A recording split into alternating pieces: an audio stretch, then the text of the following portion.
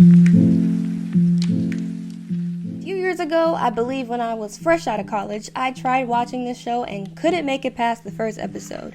However, a few months ago, I tried giving it another chance, and when I started watching the show this time around, I was immediately hooked and I was binge watching the whole series for days.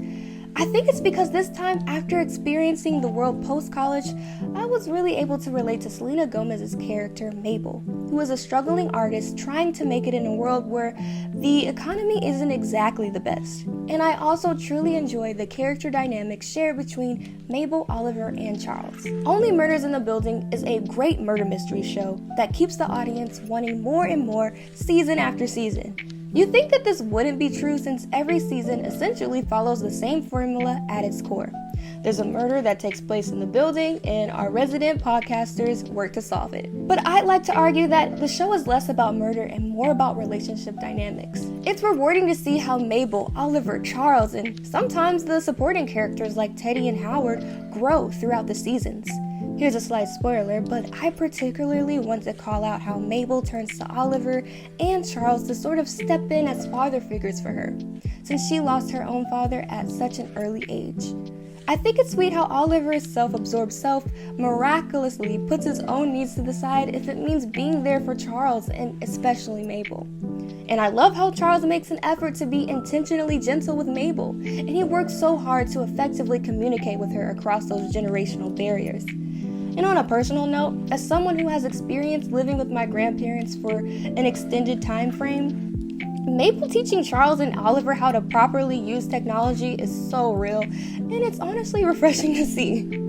Only Murders in the Building, especially in later seasons, does a good job at talking about the rising cost of living and the juxtaposition in the home buying capabilities of my generation with the abilities that the older generations had before the economy was what it is today. I can't finish my review without touching on Detective Donna Williams, played by Divine Joy Randolph.